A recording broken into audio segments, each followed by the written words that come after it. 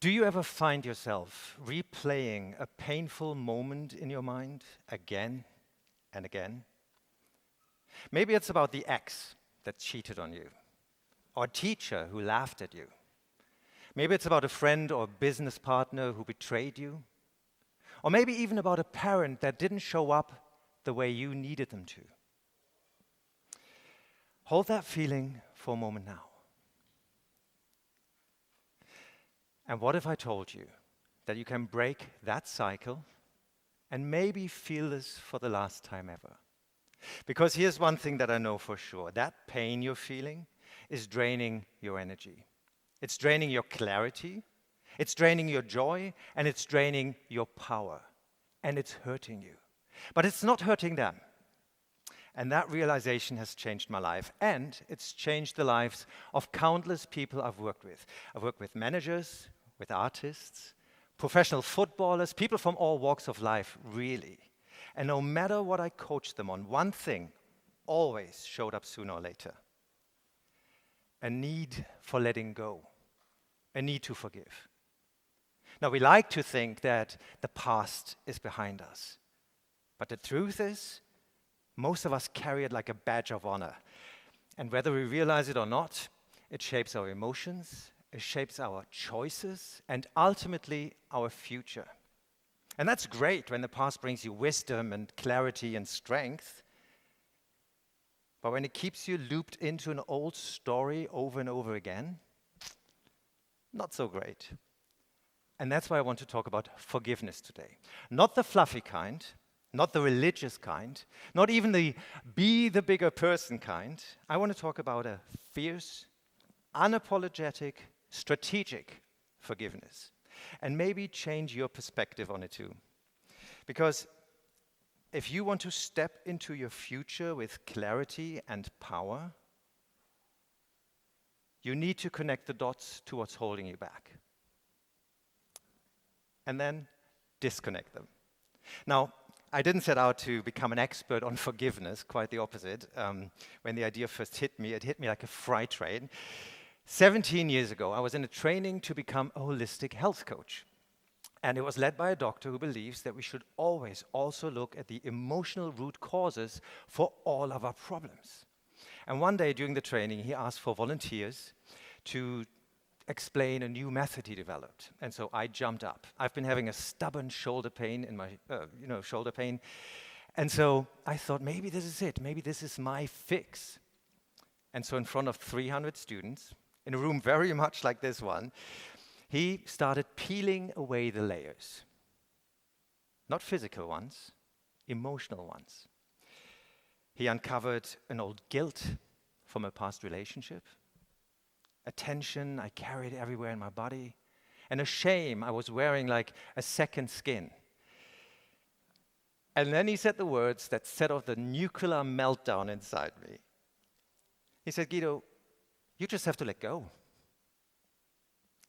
And I flipped.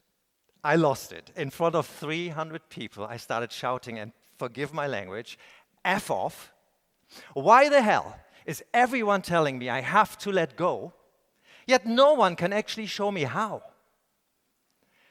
300 people staring at me. He's sitting on that stage, totally calm, smiling, almost unbothered, and I'm standing here furious, humiliated, but mainly frustrated because I realized apparently I do have a problem with letting go, and it's a mountain I don't know how to climb yet. And that day changed everything for me because I decided if forgiveness was indeed that important, I wanted to find out how. And over the years, through study, practice, pain, I discovered that forgiveness is really the number one tool for letting go, but also for emotional freedom and to create lasting change, not just in love, not just in healing, but in business too, in self-confidence, in success of all kind. But here's the problem. Whenever I start talking about forgiveness, I usually get one out of two reactions. The first one is the ugh sound, with the universal eye roll. How many of you did that? And then the second one goes straight into a fierce resistance. I will never forgive that person, even though I haven't even mentioned who I believe they might want to forgive. They instantly know. And I get it. Being told you have to forgive is like me being told you just have to let go. But both reactions tell me the same thing. People misunderstand what forgiveness is really all about, and they don't understand what it can do for them. And that's why I want to start talking about the 4 main reasons why people actually don't even want to forgive. And just understanding those myths, as I call them, might mean you don't have to forgive at all. Now, the first myth is people believe forgiveness is for the other person. Nope. Forgiveness is a radical act of self-care. You're not setting them free, you're setting yourself free. You're reclaiming your emotional real estate. You're no longer renting out a space in your mind and in your heart to the very person that's hurt you. You're pulling all that power back home where it belongs.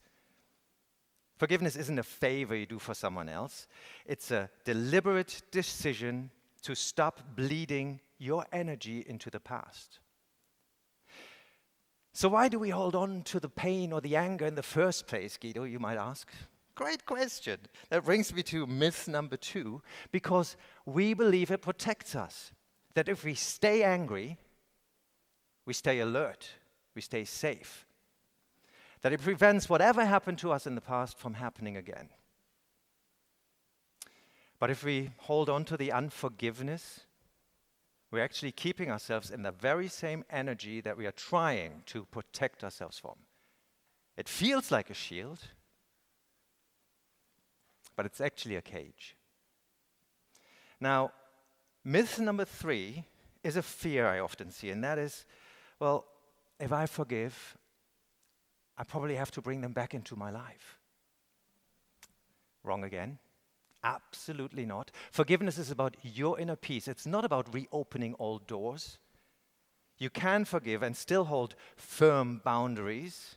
It's about you stop draining that energy outwards so you can actually move forward, and it does not require re-entering toxic dynamics. And the best part is, you don't even have to be in the same room with the person you need to forgive. Isn't that good? Now, myth number 4 is probably the biggest backholder of them all. And that is people believe if they forgive, they're kind of saying what happened was okay. That if I forgive, I agree. And wrong again. And I understand why this one is the one that really keeps people stuck. Because they think, if I forgive, I'm giving up. I'm saying, it's like saying, you win, I lose. You were right, and I was wrong. But forgiveness is not about brushing things under a rug. It's about saying, I choose to stop carrying this weight, not because what happened was right, but because I refuse to let it define me any longer. I refuse to let it define me any longer. And yes, you can absolutely forgive and still demand justice, still demand boundaries, and still stand in your power. Actually, I believe only when you truly forgive can you truly stand in your power. So understanding those 4 misconceptions, it's not about them, it's for you. You're not protecting yourself. You're keeping yourself stuck. You don't have to bring them back into your life. And to forgive does not mean to agree. It's the first step to real freedom. But I get it. Forgiveness can still sound somewhat vague or maybe a bit woo-woo. A friend of mine calls it bingly-bongly. It might even feel a little bit scary, but nothing will get you back to yourself as much as finally letting go does. And that's why I plead with you, forgive as often as you can. Forgive the big betrayals, yes, but also the small, everyday stings. Become a true forgiveness ninja, I call it. Forgive everyone. Forgive the person who cut you off in traffic. Forgive the rude cashier. Forgive your trainer, your teacher. Your boss when they project their anger onto you? Because even though that tiny spark of anger that you feel might give you a little fire, a little righteous power, you're actually giving that power away. You're handing over a piece of your peace. And we need you. The world needs you in your inner peace right now. So let's go a little bit deeper into what I believe to be the real game changer about forgiveness. In the past, I only looked at forgiving them, the person who's hurt me, and maybe if I was feeling a little generous, I would throw in a little bit of self-forgiveness too. And don't get me wrong, self-forgiveness is massive in the art of letting go. But I noticed, in order to create true freedom, we needed to look at a much, much bigger picture, a picture I completely missed in the beginning. I discovered that we need to think in layers in order to truly let a situation go. Now, people mostly assume forgiveness is a one-direction act. I forgive you, done. Only to find out 3 weeks later they're still angry, still hurt, still triggered AF, and still hooked into the same energy they try to move on from. And that is because forgiveness is multi-dimensional. I didn't realize how multi-layered it actually was until years after a major heartbreak. Now, I had already done the work. I had forgiven the ex. I had forgiven myself. I was at peace with the situation, or so I thought. And then one day during a convention, a colleague of mine was looking for volunteers in order to demonstrate her new tools. And so I stepped up because apparently I'm that kind of person that likes to throw himself into those kind of exercises. And I expected something very light, but something very, very surprising came up. I wasn't angry at the ex anymore. I wasn't angry at myself anymore. I was, however, angry at God. Furious, actually, for putting me into that place. For always turning me into the little helper who always trying to help everybody else to get into their success, and then I was being left behind and dropped like a hot potato. Saying it out loud felt and still feels blasphemous. I'm angry at God, even though I'm not a very religious person. But that moment cracked something open for me, because once I understood what part I was still angry at, it kind of released itself. I finally saw the one piece that kept me hooked into the old pain. And that's when I truly realized that forgiveness isn't linear. It's layered. It's personal.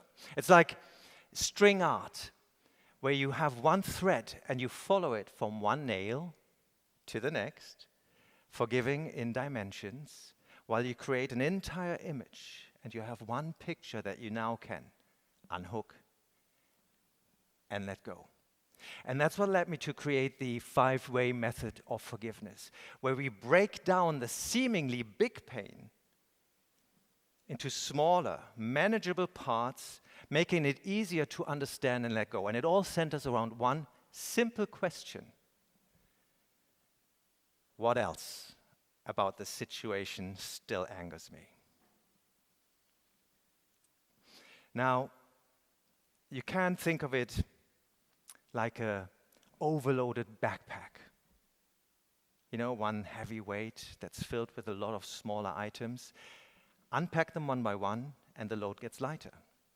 So forgiving someone else is a great place to start. The betrayal, the injustice, the abandonment. But don't stop there. What else about this situation still angers me? You might now find you're angry at your present self. The part of you that stayed too long, that ignored the signs, that maybe co-created the situation, that maybe made mistakes. What else about this situation am I still angry about? You might now maybe land on your past self, maybe your inner child, the part of you that didn't know any better, that created coping mechanisms in order to survive, but never to thrive. What else about the situation still angers me? Maybe you now find yourself looking at the collective, the system, the family, the company, the society that created the environment where the hurt has happened. You are starting to break much bigger patterns here. What else about this situation still angers me? And last but not least, sometimes the biggest resentment isn't against the person, it's against life itself. For me, it showed up as a resentment against God, but for you, it might be against life, the universe, the world, whatever works for you. But most importantly, it might not show up at all because it's personal. Keep asking the same central question and address whatever shows up until your backpack is empty. And then for each layer, simply state one clear intention and repeat. I forgive you. I hold no unforgiveness back anymore. I reclaim my power from this now. And with that, my peace, my joy, my freedom, my love. For nothing is more important than that I feel whole. My forgiveness for you is complete, and I am free, and you are free. And if it doesn't feel like your total truth yet, and it might not, give it time. Repeat it. Stay with it. And with each time you set that intention, you cut another thread to what's keeping you stuck. And the best part is, it doesn't even have to take years. A client of mine came to me stressed about a conflict he had with his business partner. And while we were working through it, he recognized the same pattern from his relationship with his father, or rather, the absence of one. And so I walked him through forgiveness, and a week later he said something incredible. He said, the business relationship had completely transformed.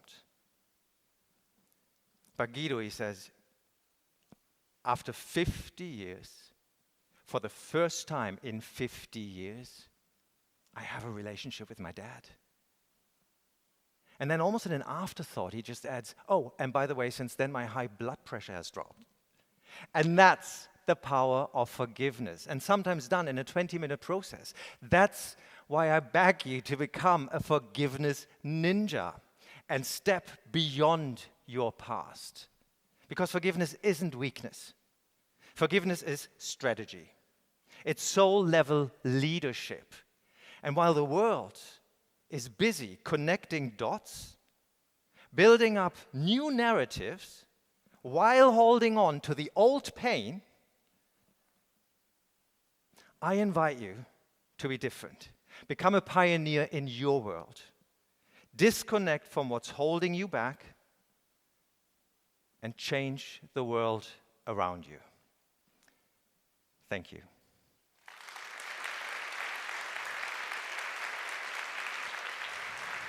Thank you.